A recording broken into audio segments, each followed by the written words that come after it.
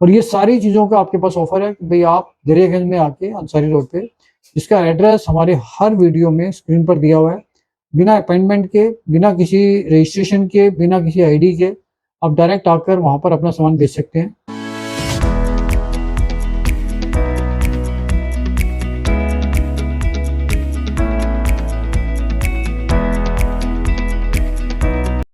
दोस्तों नमस्कार। Royal arts and numismatic gallery रंग के यूट्यूब चैनल पर आपका स्वागत है। दोस्तों ये सीरीज हमने शुरू की थी ब्रिटिश इंडिया कॉइन्स की, जो नॉन सिल्वर में अलग अलग डिनोमिनेशन में जो रेयरिटी हैं, जो जो चीज़ें हम अपने ऑफिस में खरीद रहे हैं उसके बारे में। तो हमने आपको पहले 2 एपिसोड में बताया था 1/12 जो कॉपर कॉइन्स आते हैं ब्रिटिश पीरियड के। उसके बाद हमने बताया था हाफ प्राइस का एक दूसरा एपिसोड था हमारा, जिसमें हमने कॉपर के जो हाफ प्राइस के कॉइन्स आते हैं उसके बारे में बताया था, उसमें क्या क्या रेयरिटी है और हम क्या क्या आइटम उसमें से किस रेट में परचेज कर रहे हैं। तो आज हम बात करेंगे उसमें तीसरा डिनोमिनेशन क्वार्टर आना।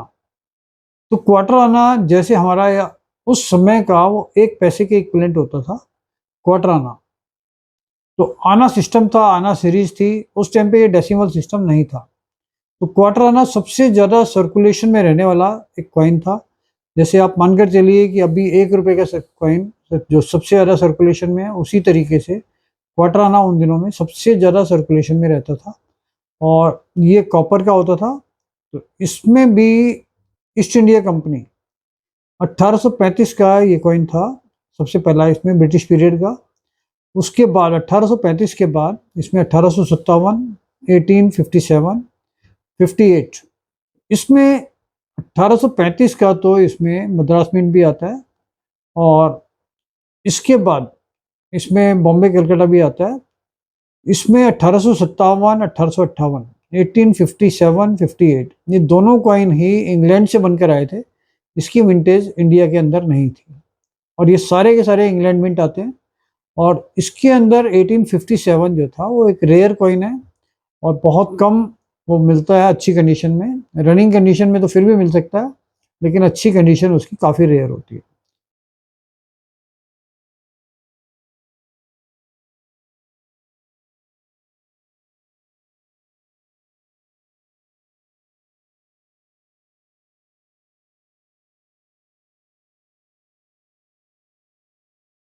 तो 1835 रेयर नहीं है, 1835 मोस्ट कॉमन है और बहुत बड़ी क्वांटिटी में आता है। 1857 की क्वांटिटी भी कम है, कंडीशन भी बहुत कम मिलती है और खास बात ये है कि ये इंग्लैंड मिंट से आया था और 1858 भी इंग्लैंड मिंट का था। जबकि 1858 1858 उसमें कोई रेयरिटी नहीं है, सबसे कॉमन कॉइन है। जैसे 1835 है उसी तरीके से 1858 है, लेकिन सिर्फ 57 1857 1857 का जो कॉइन है ब्रिटिश इंडिया का, इसमें ईस्ट इंडिया कंपनी के नाम से आता था। ये एक रेयर कॉइन है और इसमें अगर कंडीशन सही होती है तो इसके अच्छे पैसे आपको मिल सकते हैं। तो रनिंग कंडीशन में इसमें अगर थोड़ी सी fine to very fine condition होती है तब भी इसमें कम से कम 1000 रुपये से इसकी वैल्यू शुरू होती है और अगर ये एक्स्ट्रा फाइन प्लस पहुंच जाए तो कम से कम 15 से 20 हज़ार रुपये तक भी पहुंच सकता है। इसमें normally fine to very fine और इस टाइप के जो कॉइन होते हैं वो सारे कॉइन हम 1000 से 3000 तक की रेंज में ये परचेज कर रहे हैं। तो ये काफ़ी लंबे टाइम से हम परचेज कर रहे हैं और ये हमारा फेवरेट कॉइन भी रहा है कि 1857 के जितने भी कॉइन आते थे तो इसमें अच्छी कंडीशन हमेशा से हमारा इंटरेस्ट रहा है कि हम इसको परचेज करें। 1857 1858 के बाद इसमें विक्टोरिया क्वीन के कॉइन आते थे, वो आते थे 1862 में। 1862 के बाद 1874, 1874, 75, 76 ये तीनों आते थे विक्टोरिया क्वीन के, जो 1862 से शुरू हुए थे। उसके बाद 1874, 75 और 76 तक, 1874, 75, 76।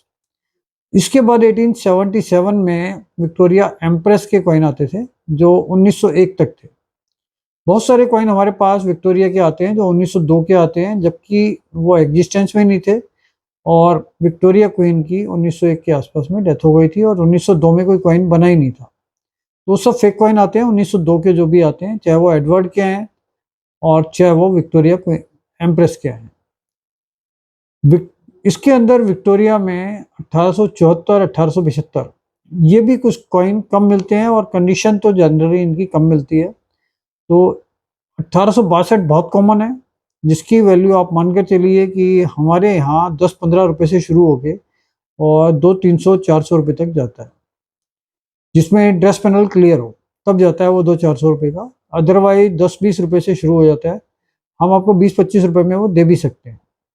तो बिल्कुल कॉमन कॉइन है और बहुत बड़ी क्वांटिटी आती है।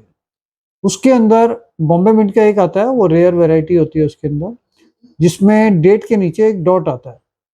तो वो कभी भी आपके पास हो तो उसको चेक कर लेना, क्योंकि वो वैरायटी कुछ महंगी है, और वो कॉइन अगर रनिंग कंडीशन में भी है तो आप मान कर चलिए कि 1000 रुपये से स्टार्टिंग है।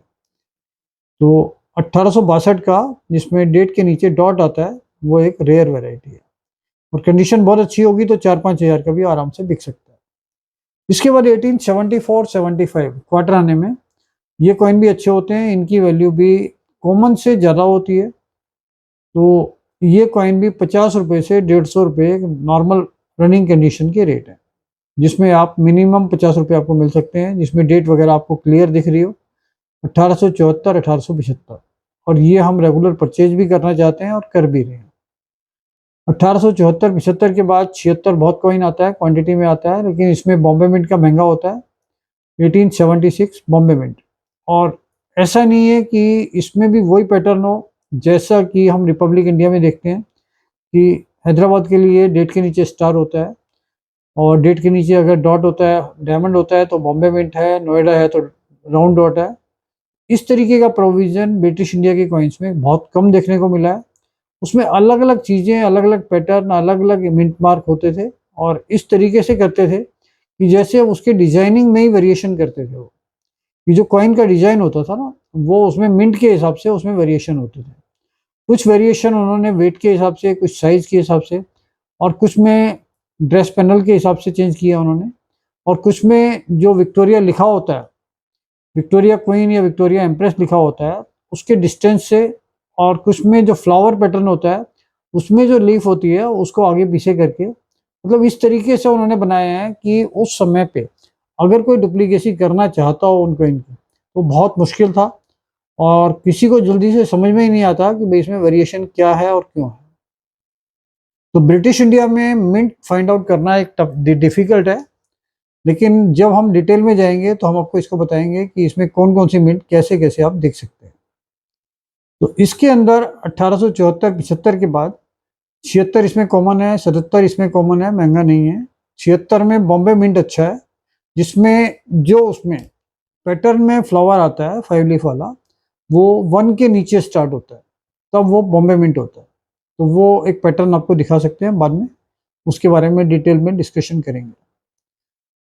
उसके बाद नंबर आता है 1878, 1878-79। ये दोनों कॉइन भी पहले रेयर नहीं कहलाते थे, हम रेयर नहीं कहते थे इनको, लेकिन ये वीक कंडीशन और रनिंग कंडीशन में मिलते थे, और धीरे धीरे ये कॉइन मिलना कम हो चुके हैं, और 1878-79 ये दोनों एक रेयर कैटेगरीज में जाते जा रहे हैं। और इनकी वैल्यू भी आप मानकर चलिए कि 100 रुपये से लेके 3-4 हज़ार 5 हज़ार तक भी इसमें एक्स्ट्रा फाइन कंडीशन में जा सकते हैं। तो इन चीज़ों को भी अगर आपके पास आते हैं रनिंग कंडीशन में, फाइन में, वेरी फाइन में, तो ये आपके आराम से बिक सकते हैं। हम इनको परचेज कर रहे हैं।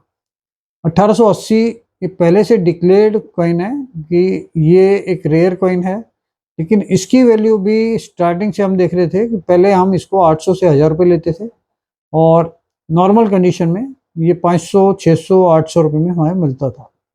लेकिन जैसे जैसे टाइम पास होता जा रहा है और ये सारी चीज़ें धीरे धीरे कम हो रही हैं, तो 1880 का क्वार्टराना आज की डेट में 1000 से लेके और 3000 तक की उसकी रेंज हो गई है। अगर उसमें बिल्कुल क्लियर ड्रेस पैनल है तब हम उसको 1500 से 2000, 2500 रुपये में परचेज कर रहे हैं।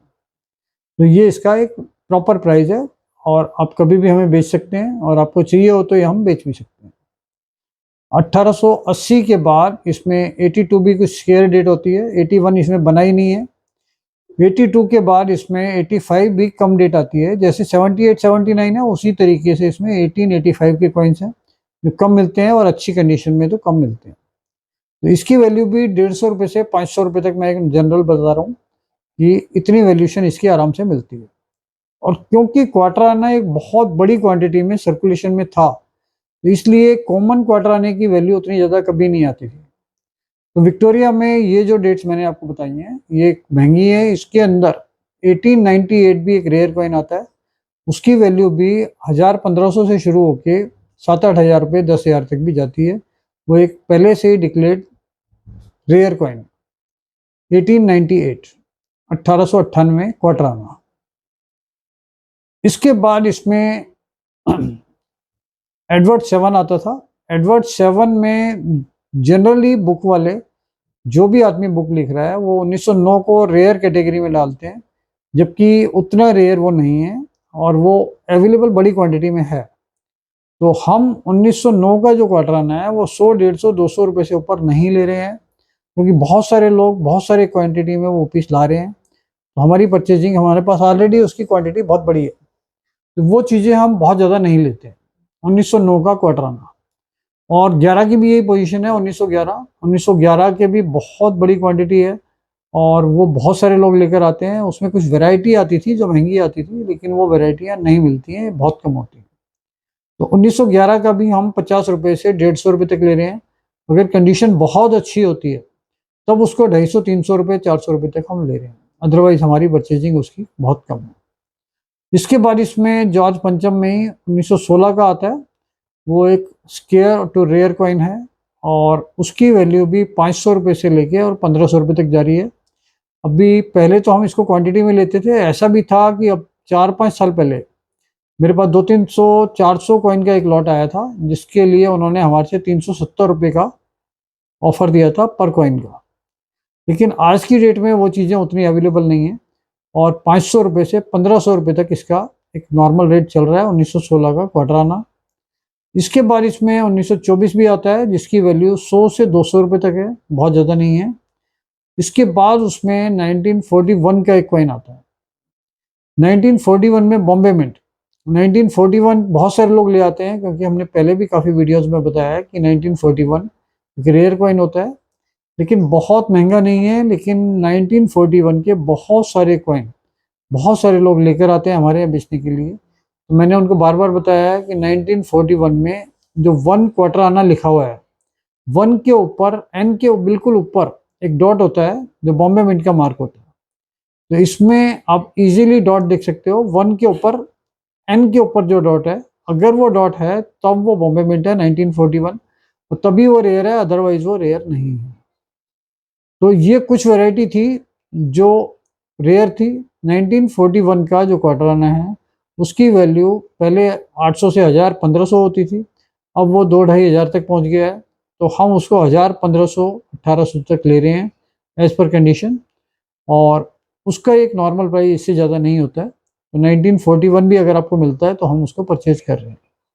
और ये सारी चीज़ों का आपके पास ऑफर है कि भाई आप दरियागंज में आके अंसारी रोड पे, इसका एड्रेस हमारे हर वीडियो में स्क्रीन पर दिया हुआ है, बिना अपॉइंटमेंट के, बिना किसी रजिस्ट्रेशन के, बिना किसी आईडी के आप डायरेक्ट आकर वहाँ पर अपना सामान बेच सकते हैं। तो इसके लिए आपको किसी भी तरीके की कोई परमिशन नहीं चाहिए।